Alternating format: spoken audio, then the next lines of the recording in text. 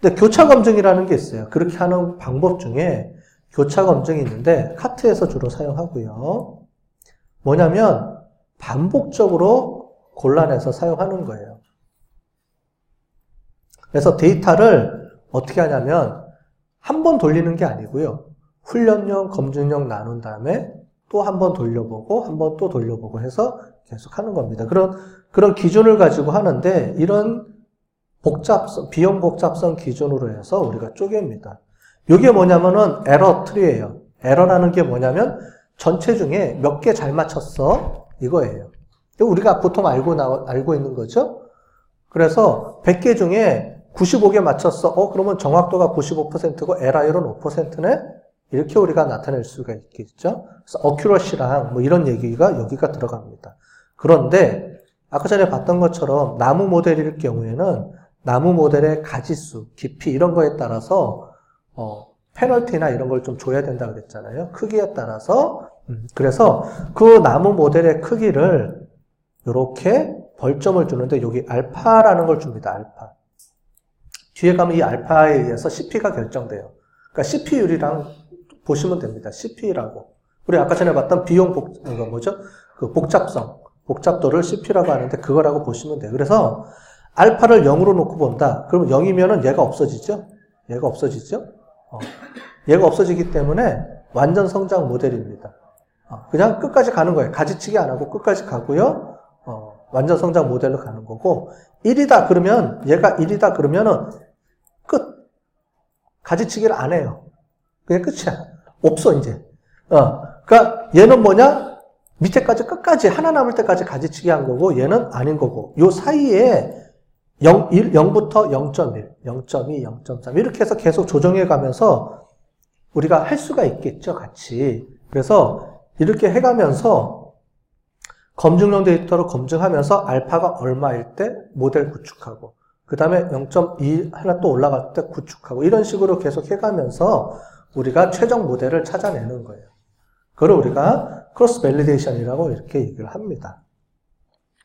그래서 교차 검증의 순서는 이렇게 되죠. 데이터 세트를 학습 데이터 세트로 해주고 나무 모델로 쭉 성장시킨 다음에 각 단계에 따라서 CP, 알파 그 값에 의해서 복잡성을 계산한 다음에 그 복잡성에 따라 가지치기가 나오고 가장 오류가 나온 거를 계산해주고 이거를 계속 반복해주는 거예요. 또 다시 나눠주고 반복해서 또 계산해주고 이런 식으로 가서 최적의 CP 값을 계산해내서 이제 맞춰내는 겁니다. 예를 한번 들어볼게요. 우리가 다음 주에 배울 예입니다. 다음 주에 이거 해볼 거예요. 해서 쭉 트리를 했는데 이렇게 나옵니다. CP 값. 이 CP 값이 뭐라 그랬죠? 아까 전에 비용 복잡성이라 그랬죠? 이게 낮으면 낮을수록 좋은 겁니다. 근데 얘가 결정되는 게 아니고요. 이거에 따라서 교차 검증해줬을 때 X에러. 아까 전에 우리가 훈련용에만 너무 맞추면 안 된다 그랬잖아요. 그죠? 그거에 따라서 가다가 올라갈 수가 있다 그랬죠? 쭉 X에러가 어떻게 돼요? 에러율이 내려가다가 다시 올라가죠. 올라갔죠? 분명히? 내려가다가 올라갔어요. 자, 이렇게 발생할 수가 있기 때문에 에러율은 계속 내려갔지만 여기는 올라갔죠. 그래서 요거를 이용해서 교차 검증 에러율을 이용해서 제일 낮은 값을 선택합니다. 그래서 요때가 가장 낮은 거고요. 그때 CP 값이 요거고요. 요거를 알파로 넣어서 나중에 모델을 만듭니다. 우리 알파 값에 의해서 모델이 결정되죠. 다음 주에 다 해볼 거예요. 어쨌든 요거에 따라서 요 X에러라는 게 최소값을 갖는 거를 찾는다. 이렇게 돼 있죠. 그랬을 때 어떻게 되느냐? N스플릿이라는 게 뭐냐면은 분리를 몇 번 했느냐예요. 총 14번 해줬어요. 14번 해줬어요. 그 모델이 요 뒤에 나옵니다. 요거는 완전 성장 모델이고요. 자, 이 완전 성장 모델은 몇 번 해줘요? 제일 마지막에. 총 29번 한 거예요. 그러니까 가지가 무지 많죠? 총 29번 했으니까. 자, 요겁니다. 요게 하나, 둘, 셋, 넷, 다섯, 요 가운데 마디가 다 가지친 거잖아요. 그죠? 그 개수가 총 몇 개예요? 몇죠? 네, 아까 전에 25개예요.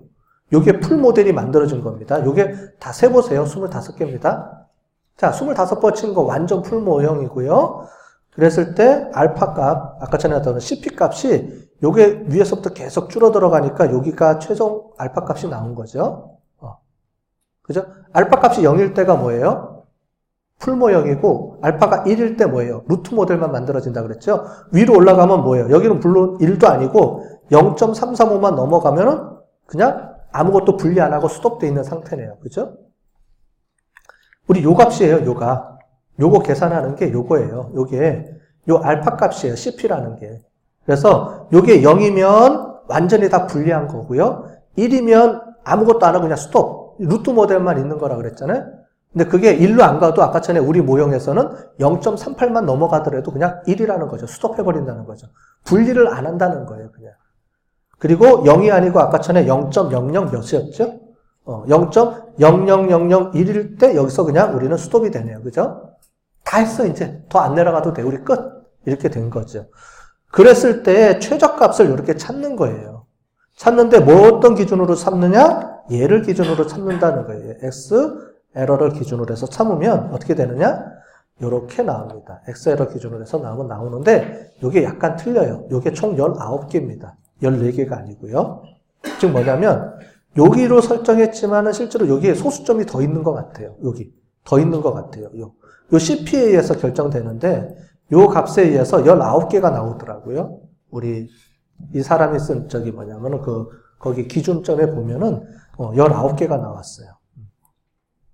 그래서 분리를 19개 해준 겁니다. 여기 소수점 때문에 아마 그런 것 같아요. 그런데 이렇게 해줘도 되는데, 요렇게 해줘도 되는데, 우리가 샘플링 에러라 그래서 샘플을 잘못해서 오차 범위가 존재한다 그랬죠? 그래서 보통은 플러스 마이너스 1 표준 편차까지 더 선택을 해준다고 합니다. 그 범위를. 그랬을 때 여기에 요거에 샘플링 에러, 즉 스탠다드 디비에이션, 표준 편차를 1 표준 편차만큼만 집어넣어주면 요 범위 안에서 최소값을 찾는 겁니다. 자, 요거를 찾을 수도 있고요. 그래서 둘 중에 선택하면 돼요.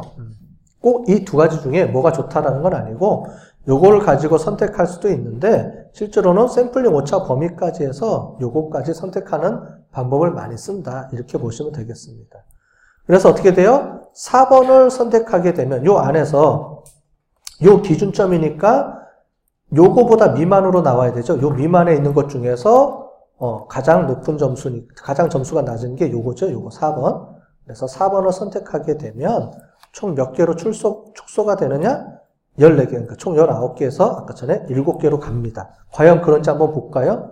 요게 풀 모형 25개. 얘는 0까지 내려가는 거예요. 완전 모형에서 중간에 X 에러를 가지고 했으면 14개가 아니고 19개가 나왔다 그랬죠. 아까 전에.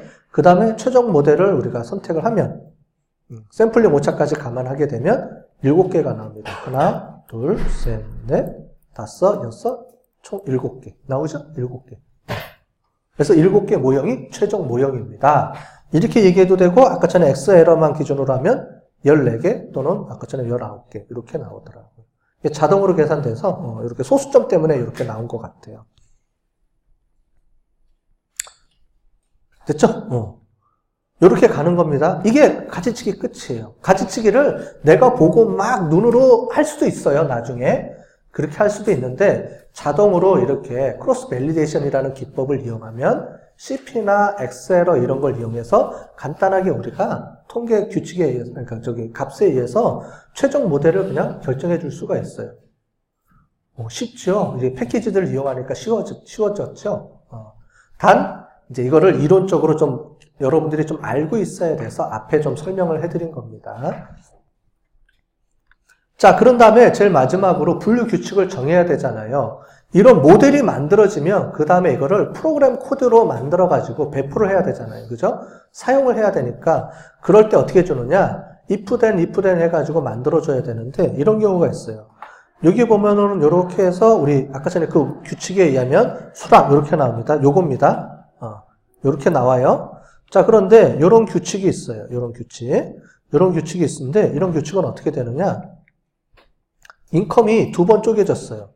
그죠? 뭐냐면 카트는 이지 분류이기 때문에, 그죠? 이지 분류이기 때문에 2개로 쪼개지면 그 밑으로 어떻게 되냐면 변수가 또 나와요. 중복돼서. 밑에 가서 또 해줘요. 이렇게 해주고 다음에 그래서 어떻게 돼요? 인컴이 여기 있는데 밑에 요런 조건 하에서 인컴이 또 중요한 변수로 또 나온 겁니다. 그래서 얘를 또 넣어줬어요. 그런데 실제로 보면은 얘랑 같은 개념이죠. 같은 말이죠. 중복됐잖아요. 그죠? 그러면 더 작은 거니까 얘가 되는 거죠. 그래서 인컴이 둘 중에 하나를 빼고 제일 최소인 얘를 집어넣으면 돼요. 룰을 만들 때는. 즉 가지치기 룰이지만 우리가 시스템으로 구현할 때는 룰을 만들 때는 인컴 90이 미만 그러면 되는 거죠. 중복된 거니까. 그죠? 이렇게 규칙을 우리가 좀 정리해 줘야 돼요. 나중에. 시스템 개발하거나 이렇게 만들어 줄 때는 그렇게 보시면 되겠습니다.